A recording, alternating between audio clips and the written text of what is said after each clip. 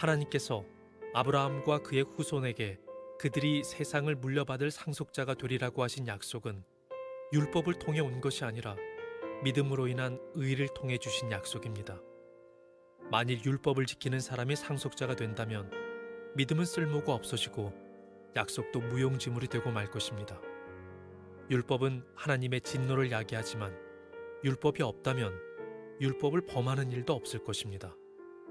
그러므로 하나님의 약속은 믿음을 통해 주어집니다. 이렇게 하신 것은 하나님께서 아브라함의 모든 자손에게 약속을 은혜로 주시기 위해서입니다.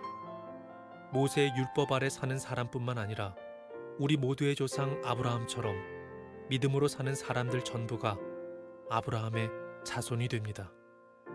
성경에 내가 너를 많은 민족의 조상으로 삼았다고 기록되어 있는 것처럼 아브라함은 그가 믿은 하나님, 곧 죽은 사람도 살리시며 없는 것도 있게 하시는 하나님을 믿었습니다.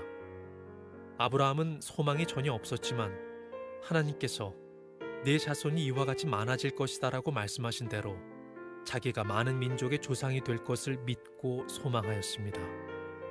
아브라함은 100살이나 되어 거의 죽은 사람이나 다름없게 되었고 사라도 나이가 많아 아기를 낳을 수 없다는 것을 알았지만 하나님을 믿는 믿음이 약해지지 않았습니다. 그는 하나님의 약속에 대해 불신하거나 의심하지 않고 오히려 그 약속을 굳게 믿어 하나님께 영광을 돌렸습니다.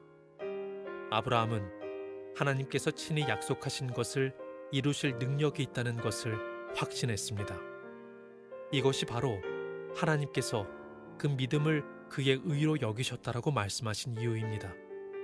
그의 의로 여기셨다는 말은 아브라함만을 위해 기록된 것이 아닙니다. 그 말은 우리 주 예수님을 죽은 자 가운데서 다시 살리신 분을 믿음으로 의롭다함을 얻게 될 우리를 위해서도 기록되었습니다. 예수님은 우리의 죄 때문에 죽임을 당하셨고 우리를 의롭게 하시려고 다시 살아나셨습니다. 오직 믿음으로만 하나님 앞에서 의롭게 될 수 있다. 굉장히 기쁜 소식이죠. 복음입니다. 하나님을 마음에 두기를 하찮게 여기는 사람들에게도 그것은 기쁜 소식입니다. 왜냐하면 하나님에게 관심이 없기 때문에 돌처럼 굳어있는 마음을 하나님께서 용서하시고 받아주신다. 얼마나 기쁜 소식이에요. 또 오직 믿음으로만 하나님 앞에서 의롭게 된다라고 하는 말씀은 자기의 노력과 수고와 애씀과 자기의 종교성으로 하나님 앞에 얼마든지 인정받을 수 있다라고 생각하고 있는 사람들에게도 기쁜 소식입니다. 왜냐하면 완벽한 사람이 없잖아요. 9번 선행을 쌓다가도 한 번 실수하면 나머지 게 다 무너져 내리는 것이기 때문에 오직 믿음으로만 의롭다함을 받는다라고 하는 것은 자기의 수고를, 자기의 노력을, 자기의 종교를 의지하는 사람들에게도 기쁜 소식입니다. 하나님께서 우리를 믿음으로만 의롭게 해주신다. 그것을 가능하기 위해서 예수 그리스도께서 모든 것을 감당하셨다. 그러므로 내가 의롭게 되었다라고 하는 사실을 자랑할 수도 없고 과시할 수도 없고 오직 우리가 자랑할 것이 있다면 그것을 가능케 하신 예수 그리스도의 은혜를 자랑하는 것이고 십자가를 자랑할 수밖에 없다라는 것입니다. 사도 바울이 이제 이 믿음으로 의롭게 된다라고 하는 이야기를 아브라함의 이야기를 통해서 다시 한번 강조하고 증언하고 있는데요. 아브라함이라고 하는 사람은 믿음의 조상이잖아요. 이스라엘의 조상이기도 하고. 근데 그는 율법이 주어지기 전의 사람이고 예수 그리스도께서 십자가를 지기 위해서 육신을 입고 이 땅에 오시기 전에 살았던 사람인데 과연 아브라함이라고 하는 사람은 어떻게 하나님 앞에서 의롭다고 인정을 받을 수 있었을까요? 이게 사도 바울이 던지고 있는 질문이고 논쟁의 요지입니다. 아브라함이 어떻게 의롭게 되었는가? 그 답은 지금까지 우리가 나눠왔던 오직 믿음으로만 하나님 앞에서 의롭다함을 받을 수 있다라고 하는 복음의 진리에 그 답이 담겨져 있습니다. 하나님께서 아브라함을 보시고 아브라함 안에서 믿음을 찾으셨습니다. 아브라함 안에 믿음이 있었는데 하나님께서 그 믿음을 보시고 아브라함을 의롭게 여기셨다라는 겁니다. 로마서 4장 3절 말씀에 이런 말씀이 있어요. 성경에 뭐라고 말합니까? 아브라함이 하나님을 믿으니 그 믿음을 그의 의로 여기셨다라고 하지 않습니까? 아브라함이 하나님을 믿으니 그것을 의로 여기셨대요. 사실 이 말씀은 창세기 15장에 나와 있는 말씀이거든요. 하나님께서 아브라함에게 나타나셔서 내가 너의 큰 상급이다 이런 말씀을 주세요. 근데 아브라함이 믿음이 부족해서 그것을 제대로 믿지 못해요. 내가 너의 큰 상급이 된다라고 하는 건 그에게 하나님께서 자손을 주신다라고 하는 말씀이기도 했는데, 하나님 내게 아들이 없으니 내가 상속자가 없으니 나의 종인 엘리에셀이 나의 모든 재산을 상속받게 될 겁니다, 이렇게 답을 합니다. 그의 답변 속에 아브라함이 가지고 있었던 실망, 원망, 탄식 이런 것들이 가득 차 있다라고 하는 것을 우리는 어렵지 않게 볼 수 있어요. 그런데 하나님께서 아브라함을 데리고 바깥에 나가셔서 하늘을 바라보라 라고 말씀을 하세요. 그리고 뭇별을 보여주시면서 네가 이 뭇별들을 바라봐라. 이 별들을 셀 수가 없을진데 너의 자손이 이와 같이 되리라, 이렇게 말씀을 하세요. 창세기 15장 4절로 6절 말씀 개역 개정으로 한번 읽어볼게요. 한 목소리로 읽겠습니다. 시작. 여호와의 말씀이 그에게 임하여 내 몸에서 날 자가 내 상속자가 되리라 하시고 이르시되 하늘을 우러러 뭇별을 셀 수 있나 보라. 또 그에게 이르시되 아브라함이 여호와를 믿으니 여호와께서 이를 의로 여기시고, 하나님의 축복을 제대로 믿지 못하고 있는 아브라함에게 하나님께서는 뭇별을 보여주시는 시청각 교육을 통해서 봐라, 이처럼 될 것이다 라고 했다는 거예요. 그랬더니 그 하나님의 말씀을 믿었다. 그 믿은 것을 보고 하나님께서 아브라함을 의롭게 여기셨다라는 것입니다.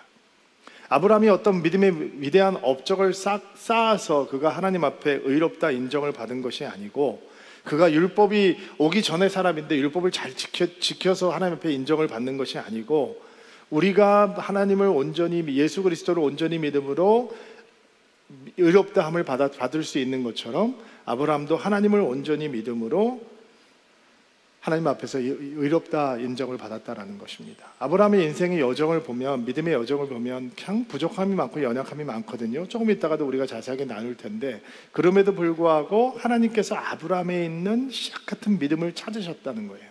그 믿음을 보셨다는 거예요. 그리고 그것을 의로 여기셨다는 거예요. 자, 하나님께서 아브라함의 안에서 찾으셨던 믿음은 어떤 믿음인가? 그 믿음이 하나님께서 우리를 바라보실 때 보기 원하기는 믿음이 되는 거죠. 하나님께서 아브라함에서 찾으셨던 믿음, 그 믿음이 어떤 것인지 나누면서 우리가 우리의 삶 가운데 꼭 붙들어야 되는 믿음의 모습이 어떤 것인지 좀 은혜를 나눠보는 시간 갖도록 하겠습니다. 16절부터 19절 말씀 돌아가면서 읽을 텐데, 여러분이 먼저 16절 읽어주세요. 시작. 그러므로 하나님의 약속은 믿음을 통해 주어집니다. 이렇게 하신 것은 하나님께서 아브라함의 모든 자손에게 약속을 은혜 주시기 위해서입니다. 모세의 율법 아래 사는 사람뿐 아니라 우리 모두의 조상 아브라함처럼 믿음으로 사는 사람들 전부가 아브라함의 자손이 됩니다. 성경에 내가 너를 많은 민족의 조상으로 삼았다고 기록되어 있는 것처럼 아브라함은 그가 믿은 하나님, 곧 죽은 사람도 살리심, 없는 것도 있게 하시는 하나님을 믿었습니다. 18절. 소망이 전혀 없었지만 하나님께서 내 자손이 이와 같이 많아질 것이다 라고 말씀하신 대로 자기가 많은 민족의 조상이 될 것을 믿고 소망하였습니다. 19절 다 같이. 아브라함은 100살이나 되어 거의 죽은 사람이나 다름없게 되었고 살아도 나이가 많아 아기를 낳을 수 없다는 것을 알았지만 하나님은 믿는 믿음이 약해지지 않았습니다. 자, 하나님께서 아브라함 안에서 찾으셨던 믿음, 또 우리 안에서 보시기 원하는 믿음은 어떤 믿음이었는가? 오직 믿음으로만 주어질 수 있는 하나님의 약속, 오직 믿음이 있어야만 받을 수 있는 하나님의 약속, 그 약속을 믿는 믿음이었다라는 것입니다. 바울은 약속은 믿음을 통해서 주어진다라고 이야기를 하죠. 그러면 아브라함이 받았던 약속은 뭐예요? 이삭이죠. 아들이 생긴다라고 하는 약속이에요. 자, 17절 말씀을 개역 개정으로 한번 읽어볼 텐데, 읽어주시겠어요? 시작.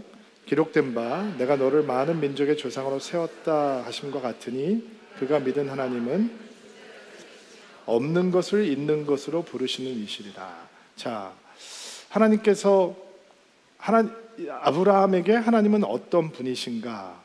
죽은 자를 살리시고 없는 것을 있게 하실 수 있는 하나님이에요. 왜 이게 이삭이라고 하는 약속을 믿는데 중요한가? 아브라함이 젊은 부부였다면 아들이 생길 거다, 아들이 언젠가는 태어날 거다, 그거는 그냥 기다리면 되는 거예요. 그렇죠? 아브라함에게 지금 이삭은 어떤 존재냐면 하나님이 죽은 자를 살리시고 없는 자를 있게 하시는 하나님이 아니면 이삭이라는 선물은 주어지지 못하는 거예요. 이해가 되시나요? 아브라함을 하나님께서 부르셨을 때 아브라함이 75세였어요. 그리고 25년 동안 하나님께서 응답을 안 하시는데 하나님께서 중간중간에 나타나셔서 하나님께서 어떤 약속을 주시는지 리마인드를 해주세요. 근데 리마인드를 할 때마다 아브라함이 그 하나님의 언약을 제대로 믿지를 못한단 말이에요. 왜냐하면 아브라함은 100세가 된 사람이고 사라라고 하는 그의 아내는 경수가 끊어져서 생물학적으로 임신이 불가능한 상태이기 때문에 내가 너에게 자손을 주겠다라고 하는 약속이 안 믿어지는 거죠. 그러니까 아브라함에게 이삭이라고 하는 약속이 나를 향한 약속이라고 믿어지려면 그 약속 자체를 붙들고 믿는 것보다 중요한 건 하나님이 어떤 하나님이 되셔야 되냐면 하나님은 죽은 자를 살리실 수 있고 없는 것을 있게 하실 수 있는 하나님이어야 돼요. 그렇지 않으면 이삭이라고 하는 하나님의 선물은 공수표가 되는 거예요. 그런 공수표를 날리는 하나님은 허풍제기가 되어버리는 거예요.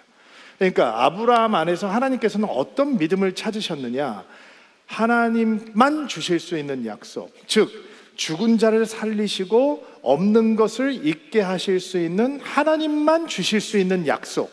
100세 된 할아버지에게 90세 된 할머니에게 너희가 아들을 얻을 것이다 라고 하는 약속, 그 약속을 믿는 믿음을 아브라함의 안에서 찾으셨다라는 거예요.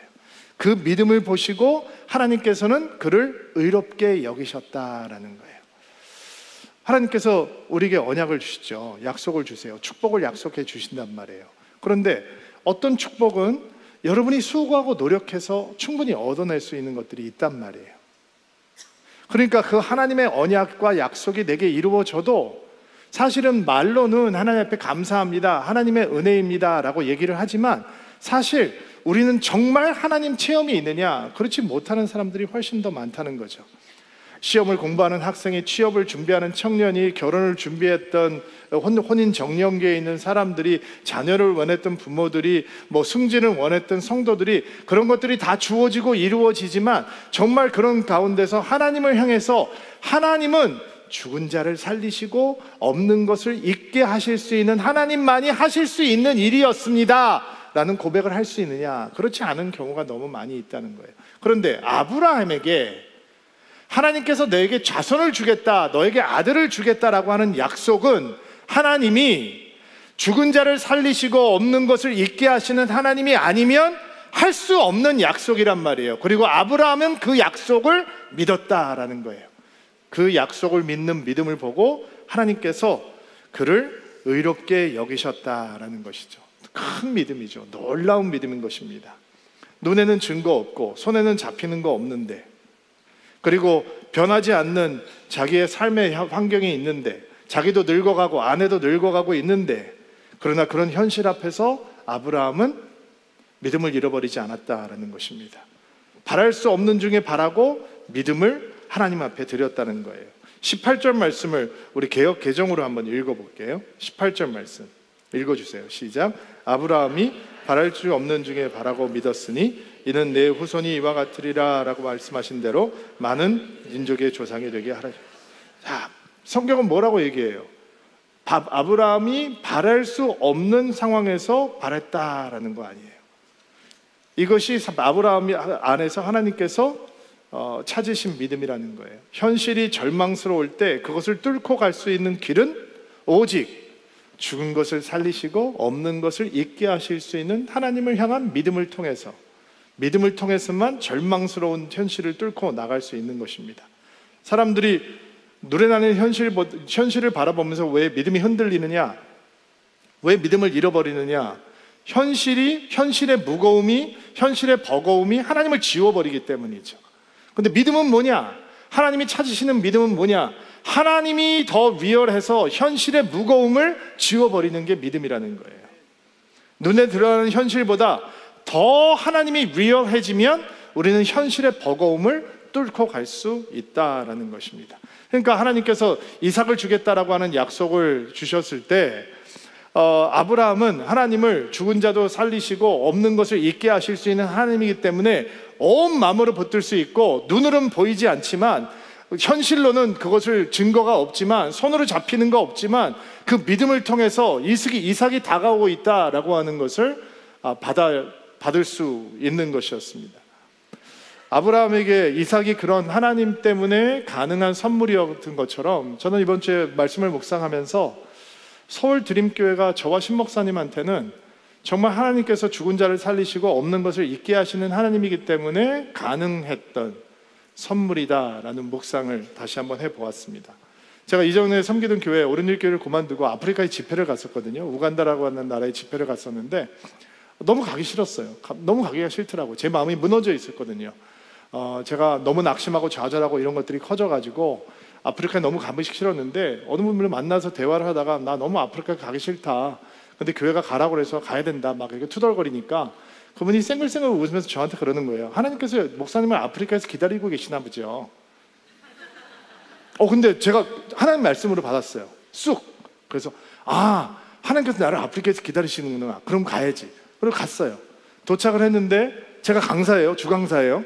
근데 공항에 아무도 마중을 안 나왔어요. 도착을 했는데 아무도 없는 거예요. 그래서 나는 누군가 오겠지라고 하면서 기다리면서 3시간을 제가 기다렸어요. 근데 아무도 안 오는 거예요. 그럼 제 마음속에 이런 생각이 들더라고요. 하나님이 아프리카에서 나를 기다린다고 그러셨으니까 이제 앉아가지고 나는 누가 앞을 지나가면 저분이 하나님인가 쳐다보고 기다리고 있는 거예요. 근데 아무도 마저 말을 안 걸어요.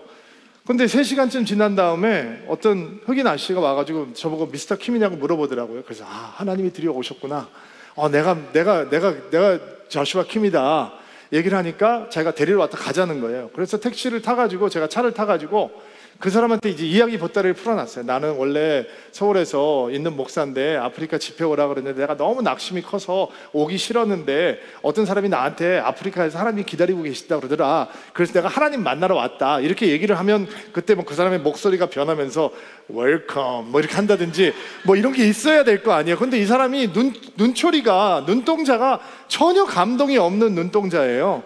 그래서 결국은 도착을 해보니까, 목적지에 도착을 해보니까 그냥 아무 집회하고 상관없는 택시 운전사 아저씨였던 거예요. 내가 지금 강사인데 공항에 도착했는데 아무도 날 안 데리러 왔다 그러니까 깜짝 놀라서 택시 한 대 잡아가지고 공항에 가서 동양 사람 한 명 앉아있을 테니까 데리고 와라, 저를 데리고 온 거예요. 그리고 제가 진짜 가서 강의도 하고 세미나도 하고 설교도 할 거 아니겠어요. 근데 아프리카 문화가 참 좋더라고요. 강의를 하고 나면 성도들이 와서, 한국에서는 집회하고 나면 나한테 기도를 해달라고 그러는데 아프리카 성도들은 나를 위해서 기도를 하겠다는 거예요. 그래서 기도해 준다고 하는데 얼마나 감사해요. 내가 마음이 낙심이 되는데 기도 받아야죠. 기도를 해주면 이런 기도를 하는 거예요. 모세가 함께 있던 것처럼 내가 너와 함께 할 것이며 마음을 강하게 하라, 두려워하지 말라, 담대하라, 내가 너와 함께 하리라, 이런 기도를 해주는 거예요. 참 좋다. 이 아프리카 컬처 좋네. 한국 교회들도 이거 빨리 배웠으면 좋겠다 생각을 하고 계속 하는데, 한 번 집회하고 또 2번 강의하고 3번째 세미나하고, 근데 사람들이 기도를 해주는데 똑같은 기도를 하는 거예요. 근데 모세가 함께 있던 건 내가 너와 함께 감대하라, 두려워하지 말라, 내가 너와 함께 할 것이다, 이런 기도를 하는 거예요. 그래서 이 사람들은 이런 거를 좋아하나 보다 생각을 했어요. 세미나 하고서 어떤 조그만 키가 요만한 자매님이 와서 저한테 목사님 위해서 은혜 받았는데 기도해 드려도 되겠냐, 기도해달라 얘기를 하니까 여호수아서 말씀을 1장을 통으로 거의 암송하듯이 기도를 하더라고요. 평생에 너를 능히 대적할 자가 없으리니 내가 모세와 함께 있던 것 같이 너와 항상 함께 있을 것이라. 내가 너를 떠나지 아니하고 버리지 아니하느니 강하고 담대하라. 너는 강하고 극히 담대하여 나의 종 모세에게 명령한 율법을 다 지켜 행하고 우로나 자로나 치우치지 말라. 그리하면 어디로 가든지 형통하리니 이 율법책을 내 입에서 떠나지 말게 하며 주야로 그것을 묵상하여 그 안에 기록된 대로 다 지켜 행하라. 그리하면 내 평탄하게 될 것이니 내가 형통하리라. 내가 네게 명령한 것이 아니라 강하고 담대하고 두려워하지 말라. 놀라지 말라. 내가 어디로 가든지 내 하나님 여호와가 너와 함께 하느니라. 뭐 이런 말씀을 그냥 막 통으로 한국말 아니고 그 스와힐리 언어로 이제 하는 거죠. 영어로 통역을 해주고. 그래서 제가 이 기도를 받으면서 이런 생각했어요. 아, 이분이 목사구나, 목사님이시구나. 그러니까 이렇게 통으로 암송을 하면서 하겠지. 그래서 기도를 받은 다음에 마음이 감동이 돼서 혹시 목사님이십니까? 그러니까 아니라는 거예요. 제 얼굴도 제대로 쳐다보지 못하고 부끄러워가지고. 그러면 당신은 설교를 하는 사람이냐 물어보니까 설교하는 사람도 아니라는 거예요. 그 옆에서 통역을 해주던 분이 웃으면서 목사님, 이 사람 지난달까지 옷 벗고 정글에서 살던 사람인데 예수 만나고 처음으로 옷 입고 지금 컨퍼런스로 온 사람이라는 거예요. 당신은 여호수아서를 아냐? 그러니까 여호수아서를 뭐 본 적도 없고 성경을 처음 보는 사람이니까. 근데 통으로 이렇게 말씀을 기도를 해주더라고요. 제 마음속에 이거 뭐 좀 예사롭지 않다라는 생각이 들기 시작했어요. 메인 집회, 저녁에 집회를 하러 갔는데 아무도 안 데리러 오는 거예요. 그래서 제가 택시 불러가지고 제가 갔어요. 그리고 갔더니 사람들이 다 그 숙소에 들어가 있어요. 이거 어떻게 해야 되나? 나 집회 왔는데 깜짝 놀란 게 뭐냐면 강당에 있는 것도 아니고 그냥 이렇게 마당에, 야외 마당에서 의자를 이렇게 쭉 펴놓고선 집회를 하는데 여자들이 한 3,000명 모여서 예배를 드리는 건데 추워가지고 다 숙소에 들어가 있으니까 어떤 선교사 한 분이 오셔가지고 소리를 지르면서 여기 강사 왔으니까 나오라고 소리를 지르는 거예요. 막 야단을 치면서 소리를 지르는 거예요. 그러면 안 되잖아요, 예배 드리기 전에. 근데 막 야단을 치는 거예요. 그러니까 여자들이 추운데 막 나와가지고 쭉 앉아 있어요. 근데 조명이 없어요. 야외 밤인데 조명이 하나도 없어요. 나를 향한 조명도 없고 그를 향한 조명도 없고. 나는 원고 설교를 하는 사람인데 원고 12장 들고 갔는데 아무것도 안 보이는 거예요. 너무 당황했죠. 그러면 여기 앉아있는 사람들을 향해서 조명을 주든 나를 향해서 조명을 주든 조명을 줘야 뭔가 사건이 터질 것 같은데 깜깜해요. 그리고 그 사람들이 흑인들이잖아요. 요거만 보여, 요거만. 눈만 반짝반짝반짝 보이는 3,000개가 쫙 있는 거예요. 설교를 하는데 이거 어떻게 하나? 예배라도 좀 하면 아프리카식으로 예배를 좀 해주면 마음이 뜨거워질 텐데 찬양 시간도 없고 강사 소개도 없고 그냥 사람들은 벌벌 떨고 앉아있고 나보고 설교하라는 거예요. 설교를 하려고 그러니까 탄자니아에서 온 자매들이 자기네들 보기에 이건 아닌가 싶었는 모양이에요. 탄자니아에서 온 자매들이 한 30명이 나와가지고 우리가 목사님 설교하시기 전에 찬양을 한 거 하겠다라고 하면서 이제 아프리카 그 그룹으로 이러면서 막 춤을 추면서 찬양을 하는 거예요. 노래 한 곡을 하는데 한 15분, 20분을 한 것 같아요. 막 하면서 막 소리지면서 그러니까 앉아있던 사람들이 막 뜨겁게 박수를 치고 화답을 하면서 찬양을 하더라고요. 아, 다행이다. 되겠구나. 그러고서 이제 써간 원고하고 상관없이 설교를 열심히 했어요. 부흥 집회를 하고 한 3시간 정도 집회했어요. 막 기도하고 안수하고 막 제가 열심히 했어요. 땀 뻘뻘 흘리면서. 집회가 다 끝났는데 한 여자분들이 한 15명, 20명들이 제 앞에 나오더니 목사님 은혜 받았는데 목사님 위해서 기도하겠다는 거예요. 기도해 주십시오. 이번에도 분명히 여호수아서 말씀일 것 같다. 두려워하지 말라, 담대하라. 내가 너와 함께함이 아니냐. 모세와 함께 있던 것처럼 내가 너와 함께 하리니 막 말씀으로 기도를 하는데 막 가슴이 뜨거워지기 시작하는 거예요. 너무 감사하죠. 그래서 이 말씀이 내가 하나님께서 나에게 주시는 말씀이구나. 다음 날이 주일이었어요. 어느 아프리카 교회에서 저한테 와서 설교를 해달라고 설교하러 가겠다고 그랬어요. 예배가 11시래요. 그래서 제가 10시부터 로비에 와서 기다렸어요. 근데 아무도 안 오는 거예요. 아프리칸 이상해. 안 데리러 와. 강사가 왔는데 안 데리러 와요. 너무 이상하더라고요. 그래서 이건 내가 분명히 나보고 설교해달라고 그랬는데 마음이 바뀌었나? 할 수 없지. 그리고 제가 호텔방으로 들어갔어요. 그랬더니 12시에 저를 데리러 왔어요. 12시에 데려와서 교회 가자는 거예요. 그래서 제가 예배가 11시라며요. 지금 가도 된다는 거예요. 갔더니 성도들이 모여 있는데 수십 명 성도들이 그냥 땅바닥에 플라스틱 의자 깔고 그냥 천장만 이렇게 뭐 철판으로 막아놓은 예배당이더라고요. 벽도 없고. 그리고 예배를 드리는데 예배를 얼마나 뜨겁게 드리는지 열심히 설교했어요. 열심히 설교하고 성도들 위해서 기도하고. 그랬더니 사모님이 목사님 오늘 너무 수고하셨다고 자기가 식사를 집에다 준비해 놨으니까 밥 먹고 비행기 타고 한국 가라는 거예요. 집에 갔어요. 밥을 먹었어요. 그랬더니 사모님께서 혹시 목사님 떠나시기 전에 제가 목사님 위해서 기도해도 되겠냐?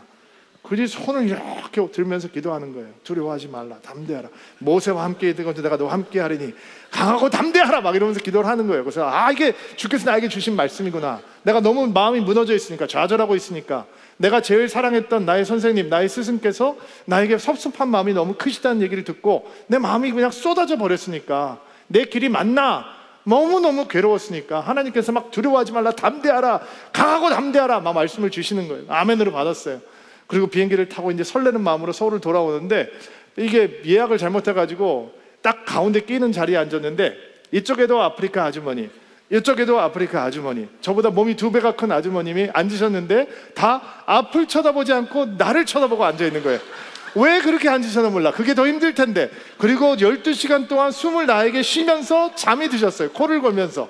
그래서 나는 꼼짝도 못하고 기도를 하는데, 12시간 동안 이게 비행기를 타고 오면서 기도를 하는데, 제가 고등학교 때 나이아가라 폭포에 놀러 갔다가 그 가이드 되시는 분이 나이아가라 폭포의 아름다움을 진짜 보려면 배를 타고 그 앞에까지 이렇게 갔다가 돌아 나오는데, 턴을 할 때 이렇게 물이 안 쏟아지지 않게, 물이 들어오지 않게 가리고 위를 쳐다보면 그 폭포 물이 얼마나 거대한지 경험할 수 있을 거다 해봤더니 정말 하늘에서 막 물이 쏟아져 내려오는 것처럼 보이더라고요. 근데 그날 그 낀 자리에서 하나님의 말씀이 쏟아져 들어오는데 폭포수가 흘러 넘치는 것처럼 제 영혼을 향해서 막 말씀이 들어오는 거예요. 내가 너를 젖과 꿀이 흐르는 땅으로 인도하리라. 내가 너와 함께 하리라. 내가 들어가도 복을 받고 나가도 복을 받을 것이다. 막 이러면서 말씀을 주시는데, 제가 12시간 동안 진짜 막 혼자 부흥회를 했어요. 여러분은 감동이 안 되죠. 왜? 여러분이 받은 말씀이 아니니까. 그래서 제가 갔다 와가지고 신목사한테 막 하나님께서 이런 말씀을 했다, 그리고 만나는 사람들마다 하나님께서 이렇게 언약의 말씀을 주셨다, 하나님께서 우리 교회에게 주신, 이름도 정해지지 않은 교회, 교인도 한 명도 지금 없는 교회에게 주신 말씀이, 언약의 말씀이 이런 것이다. 내가 너희를 젖과 꿀이 흐르는 땅으로 인도하겠다. 그랬더니 어떤 형제님 한 분이 시큰둥하면서 저한테, 목사님 그거는 심볼릭한, 상징적인 표현이죠, 말씀이죠. 나에게 하나님은 심볼릭한 분이 아니에요. 나에게 하나님 말씀은 상징적인 게 아니에요. 하나님은 상징적인 분이 아니에요. 나에게 하나님은 리얼이고 나에게 하나님 말씀은 리얼이에요. 그러니까 나는 어떤 말씀을 받았느냐, 내가 너희를 젖과 꿀이 흐르는 땅으로 인도하겠다라고 하는 말씀을 받은 거예요. 그리고 그 말씀은 오직 죽은 자를 살리시고 없는 것을 있게 하시는 하나님만 주실 수 있는 약속이에요. 교인도 한 명도 없고 갈 곳도 없고, 뭐 부목사님들은 당연히 없고, 신목사하고 나하고 둘이서 만나서 사무실도 없어가지고 차에 앉아서 맨날 얘기하고 대화할 때였는데, 그때 하나님께서 주셨던 말씀이, 내가 우리를 젖과 꿀이 흐르는 땅으로 인도하겠다. 그 말씀을 내가 아멘으로 붙들려면 하나님이 어떤 하나님이 되느냐, 하나님은 죽은 자를 살리실 수 있고 없는 것을 있게 하실 수 있는 하나님이 아니면 내가 그 말씀을 붙들 수가 없다고요. 근데 온 마음으로 붙들었어요. 그리고 서울 드림교회라고 하는 선물이 하나님께서 주신 언약의 선물로 주어진 거예요. 교인이 한 명도 생기기 전에, 부목사님들도 뭐 헌신하기 전에 저 위에서 기도해 주시는 김하준 장로님이라고 계세요. 하나님의 대사를 쓰신 장로님께서 기도하시다 하나님께서 뭐 뜨거운 마음을 주셨나 봐요. 저 목사님 만납시다. 만나 뵀어요. 만나면 기도하면서 받았던 말씀을 써가지고 나오시거든요. 그날 장로님이 써가지고 나오셨더라고요. 15년 됐어요, 이 말씀을 받은 지가. 제가 아직도 그 페이퍼를 가지고 있는데 이런 말씀이었어요. 사랑하는 종아, 저죠. 내 마음이 걱정이 많도다. 내가 그곳을 떠나기는 하였으나 막상 나와보니 어떻게 해야 할지 몰라 정말 답답하도다. 맞아요. 어떻게 해야 될지 모르겠더라고요. 그러나 너는 걱정하지 말라.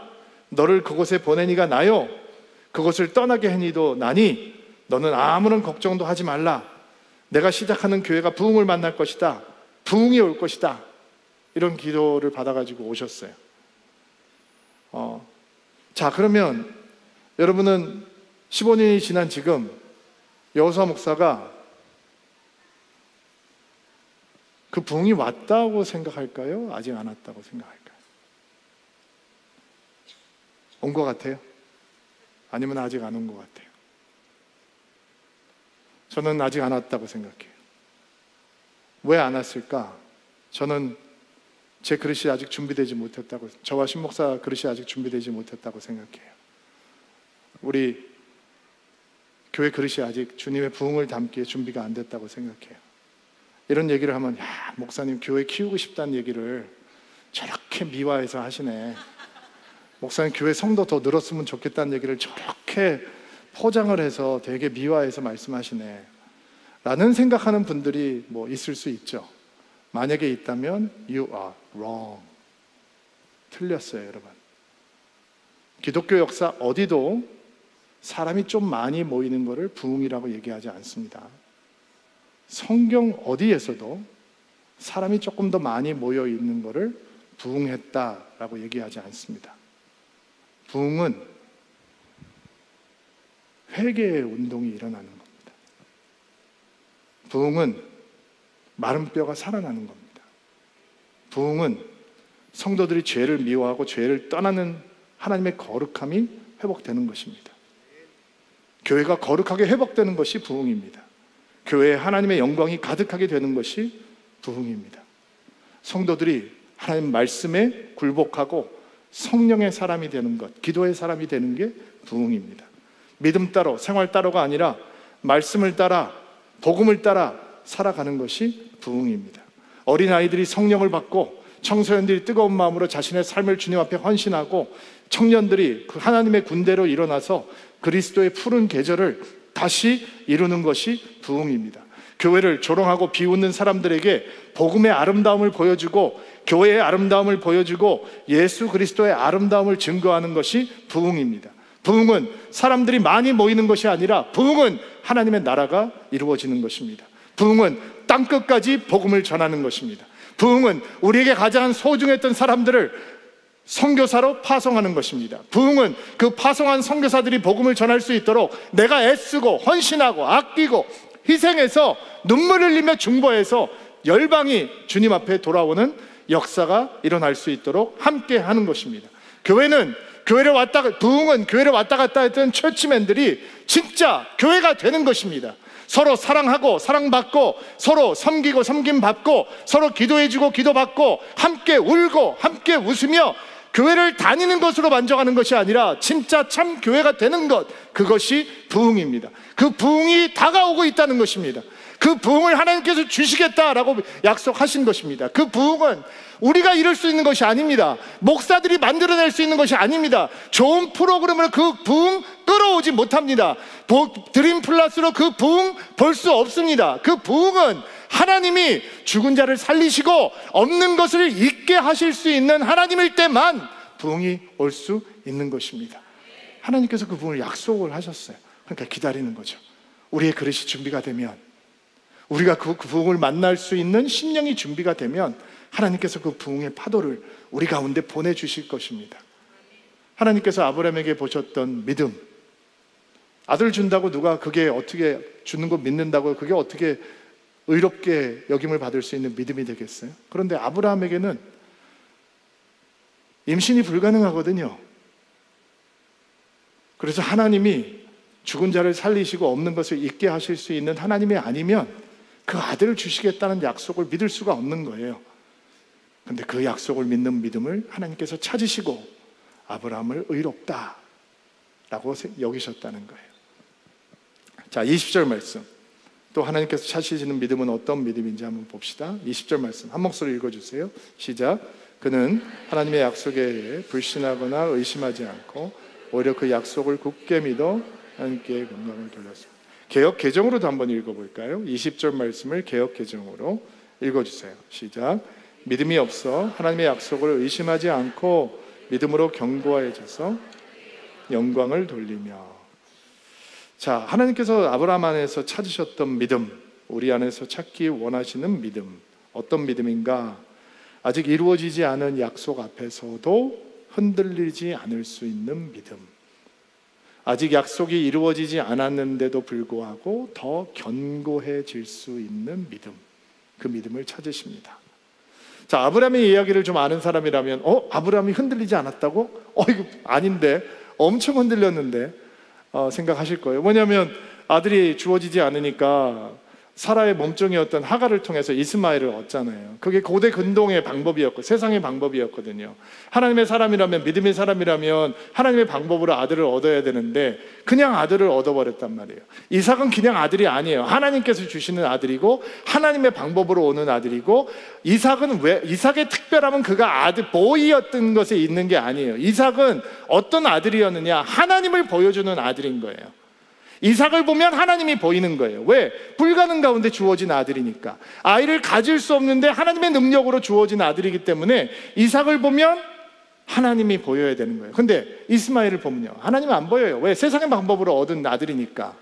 근데 아들이 주어졌는데도 불구하고 아브라함에게 기쁨이 주어지는 것이 아니라 오히려 하갈과 이스마엘 때문에 더 무거운 짐이 되어버려요. 그러니까 하나님의 사람이 믿음의 방법을 선택하지 않고 하나님의 방법을 선택하지 않고 세상의 방법을 선택하니까 이게 버거운 짐이 되는 거예요. 그러면 하나님께서 왜 이렇게 긴 시간 동안 이 아들을 주시지 않고 기다리시는가? 25년이거든요. 여러분, 응답이 빨리빨리 오는 게 좋아요? 늦게 오는 게 좋아요? 빨리 오는 게 좋죠.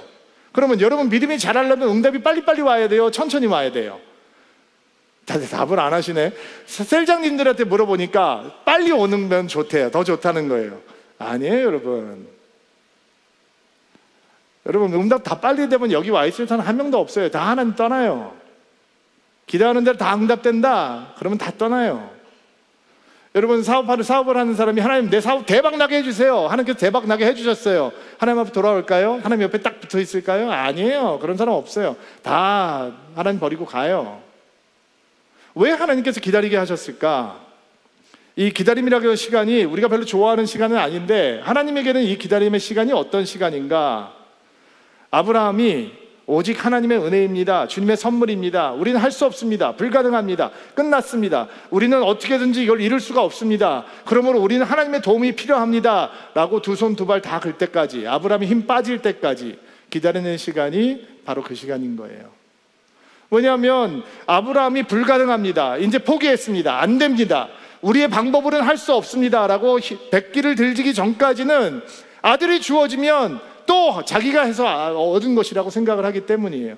그럼 하나님과 상관없는 인생이 되겠죠.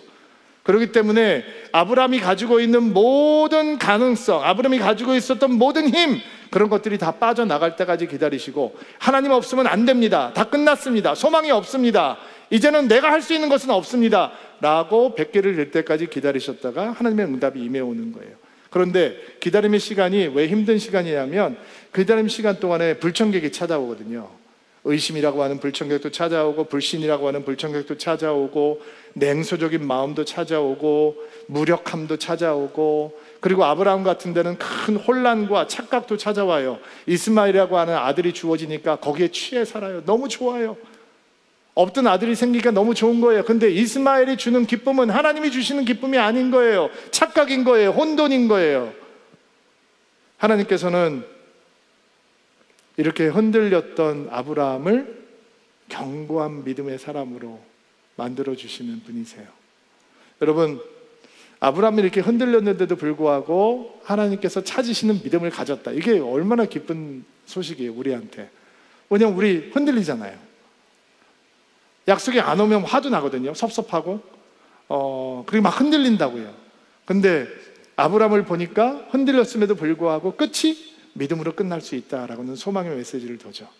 여러분, 일본은 도자기 예술 가운데 긴스키라고 하는 게 있죠. 깨어진 도자기를 금을 이용해서 붙여놓는 예술이에요. 더 아름다워진대요. 더 단단해진대요. 깨어진 그릇이 금으로 붙여놓으면 더 아름답고 단단해진다는 거예요. 믿음에 그런 모습이 있어요. 우리가 흔들릴 때가 있어요. 우리가 깨질 때가 있어요. 근데 은혜가 우리를 다시 붙여놔요. 더 견고해지고 더 아름다워지는 거예요. 아직 이루어지지 않고 있는 하나님의 약속이 있어요. 거기서 우리는 불신하고 실망하고 떠나가는 것이 아니라 우리의 믿음은 기다리면서 더 단단해지는 거예요. 하나님께서 그 믿음을 아브라함 안에서 찾으셨다는 거예요. 그 믿음을 우리 안에서도 하나님께서 보실 수 있게 되기를 주의 이름으로 축복합니다. 자, 21절 말씀 한 절만 더 묵상해 볼게요. 읽어볼까요? 시작. 아브라함은 하나님께서 친히 약속하셨던 것을 이루실 능력이 있다는 것을 확신했습니다. 자, 하나님께서 아브라함 안에서 찾으셨던 믿음, 우리 안에서 찾기 원하시는 믿음이 어떤 믿음인가? 약속을 주실 뿐만 아니라 주신 약속을 이루실 수 있는 능력이 있는 하나님, 그 하나님을 믿는 믿음이죠. 아직 우리의 언약, 우리가 받았던 약속이 이루어지지 않고 의심과 불신 같은 불청객들이 찾아올 때 우리가 해야 되는 것은 두 가지예요. 첫째, 약속의 풍성함을 기억하는 거예요. 약속은 우리의 마음의 소원이 아니에요. 마음의 바람이 아니에요. 약속은 하나님의 소원이고 하나님의 바람이에요. 약속의 풍요로움은 우리 마음의 간절함에 있지 않아요. 약속의 풍요로움은 그 약속을 주시기 원하시는 하나님의 신실하신 가운데 있는 거예요. 그 약속의 풍요로움을 보고 우리는 하나님의 은혜의 풍요로움을 만날 수 있는 것입니다. 또 의심이나 불신 같은 북적에게 찾아오면 우리는 약속을 주시는 하나님뿐만 아니라 그 약속을 이루어내실 수 있는 능력 있는 하나님을 기억해야 해요. 만약에 하나님께서는 약속을 주시기는 하는데 약속을 이루실 수 있는 능력이 없는 분이라면 그냥 공수표 남발하는 허풍쟁이에 불과한 거니까, 하나님께서는 약속을 주실 수 있는 하나님이라면 또한 그 약속을 이루실 수 있는 능력의 하나님이 되어야 하는 거예요. 아멘이죠. 여러분의 하나님은 능력의 하나님이세요? 여러분의 하나님은 약속을 주시는 하나님이죠. 그거를 의심할 사람은 없어요. 그러나 그 약속을 이루실 만큼 능력이 있는 하나님이신가요? 주저함이 있다면 아직 그 약속이 이루어지지 않는 거죠. 그러니까 약속이 이루어지지 않고 기다림의 순간 뭐를 봐야 된다고요? 약속의 풍요로움 속에 빠져야 하고, 그것은 하나님의 어떠함의 풍요로움이에요. 그리고 그 약속을 이루실 수 있는 하나님의 능력을 믿는 믿음을 붙들어야 되는 거죠. 약속을 이룰 수 있는 하나님이 보이지 않으면 절대로 약속을 따라 살지 못해요. 약속을 따라 행하지 못해요. 약속이 소망이 되지 못한단 말이에요. 그것을 이루실 수 있는 하나님의 능력이 보여야 약속이 소망이 되는 거예요. 어떤 카바레 사장님이 교회를 고소하셨어요. 카바레에 불이 나서 카바레가 쫄딱 망했는데 교회 때문에 망했다라고 고소를 했어요. 판사가 교회 쪽도 부르고 카바레 쪽도 불러서 재판을 하는 거예요. 사장의 말을 들어보니까, 나는 저 앞에 저 카바레 사장인데 우리 길 건너에 있는 교회가 우리 카바레 망해라고 수년 동안 기도해 온 것을 내가 안다. 그래서 교회가 기도를 했기 때문에 우리 카바레가 불이 나서 쫄딱 망하게 됐다. 판사가 그렇게 기도한 거 맞냐? 목사님과 성도들이 그렇게 기도한 건 맞는데 저 카바레에 불이 나고 망한 거는 우리 기도와는 상관이 없다. 이렇게 이제 변명을 한 거죠. 서로 막 법적인 책임을 주장하면서 논쟁을 벌이는데, 다 얘기를 들은 판사가 판결을 하기 전에 내가 보기에 이 사건은 교회의 법적인 책임을 물을 만한 법적인 증거가 부족한 사건인 것 같다. 그런데 내가 보기에는 이 카바레 사장은 기도의 능력을 믿는 사람인 것 같고, 하나님의 능력을 믿는 사람인 것 같고, 이 교회와 성도들은 기도를 했다고 하면서 기도의 능력은 별로 믿지 않는 사람들인 것 같다. 이렇게 결론을 냈다는 거예요. 물론 누군가 지어낸 얘기겠죠. 그러나 너무 많은 성도들의 신앙의 모습이 적나라하게 드러나 있는 그런 비유가 아닐까요? 기도를 해요. 하나님 믿는다고 해요. 근데 하나님은 능력이 있는 하나님이 아닌 거예요. 그러니까 약속이 소망으로 이어지지 못하고, 약속을 따라 행하지 못하고, 약속을 따라 살지를 못하는 거예요. 엘리야가 닫혔던 하늘의 문을 열기 위해서 기도를 시작하죠. 그리고 머리를 두 무릎 사이에 놓고 비를 달라고 하나님 앞에 구하기 시작합니다. 한참 기도가 종한테 가서 저 바다 끝에 뭐가 보이냐 가서 보고 오라고 그러니까 아무것도 안 보입니다. 7번이나 왔다 갔다 했어요. 아무것도 안 보이는 거예요, 기도해도. 근데 7번째 저 바다 끝에서 손바닥만한 구름이 하나 올라온다 라고 얘기를 해요. 그러자 엘리야가 기도를 멈춰요. 그리고 왕한테 전가를 보냅니다. 큰 비가 오고 있어서 지금 이 문제가 생길 거니까 빨리 왕궁으로 돌아가라. 작은 손바닥만한 구름을 보고 거대한 먹구름을, 비구름을 보는 게 믿음이란 말이에요. 왜? 하나님의 능력을 믿으니까. 예수님께서 오병이어를 손에다 받으세요.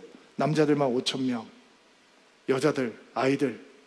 근데 축사하시고 떼어주세요. 왜? 계산 못해서? 능력을 믿으니까. 하나님의 능력을 믿으니까 떼어줄 수 있는 거죠. 왜 부흥을 기대하느냐? 능력을 믿으니까. 약속을 주신 분이 약속을 이루실 분이라는 걸, 이루실 수 있는 능력을 가지신 분이라는 거 믿으니까. 한국교회 현실이 어떤지 몰라서 한국교회가 다시 부흥할 수 있다고 생각하는 게 아니라, 우리는 하나님께서 약속하신 것을 이루실 수 있는 능력의 하나님이라는 것을 믿으니까 우리는 부흥을 기대하는 것입니다. 여러분, 하나님께서 믿음을 찾으십니다. 하나님께서 그 믿음을 보여드려야 합니다. 아브라함 안에서 찾으셨던 바로 그 믿음을 우리 안에서 하나님께서 찾게 되는 놀라운 은혜가 있게 되기를 주의 이름으로 축복합니다. 오랫동안 앉아 계셨는데 다 일어나시겠어요?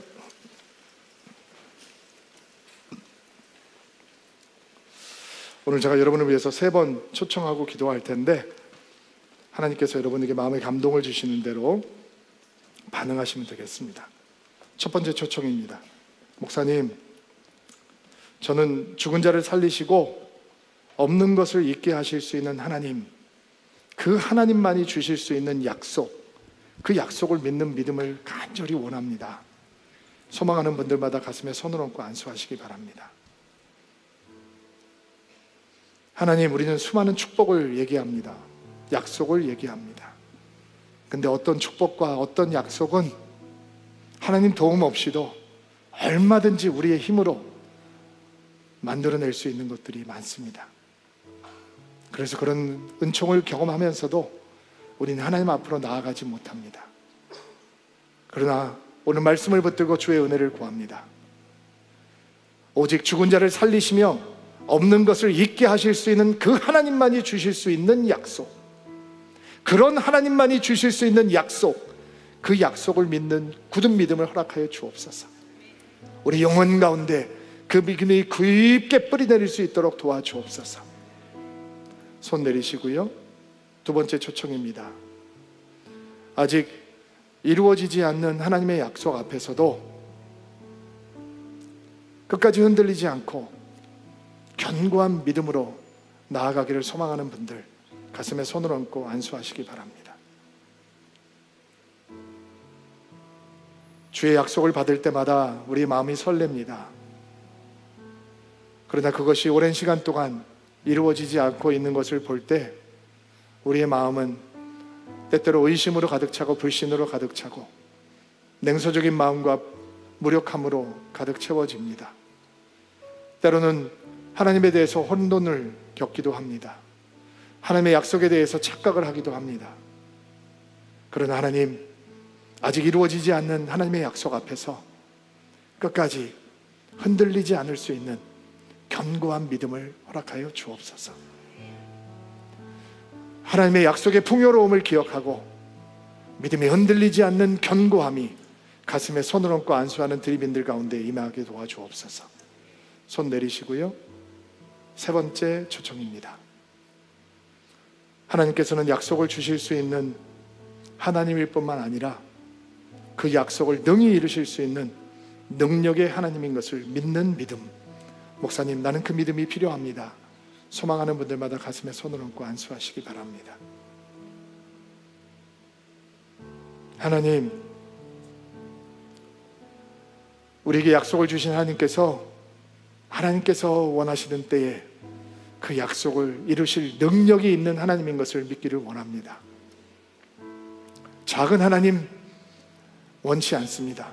크신 하나님, 하나님의 약속을 이루실 신실하고 능력이 많으신 하나님, 그 하나님을 향한 믿음이 흔들리지 아니하도록 가슴에 손을 얹고 안수하는 드리민 모두에게 은총을 베풀어 주시옵소서. 아멘. 하나님, 이번 주에 주신 말씀을 두렵고 떨리는 마음으로 아멘으로 받습니다. 아브라함에게서 믿음을 찾으시고 그것을 그의 의로 여기셨던 하나님, 우리 사랑하는 성도들 삶을 들여다보면서 그 믿음을 찾으실 수 있는 축복의 인생들이 되기를 원합니다. 믿음으로 성장하게 하시고 믿음으로 충만하게 하시고 믿음으로 걷는 하나님의 사람들 되게 하옵소서. 예수님의 이름으로 기도하옵나이다. 아멘.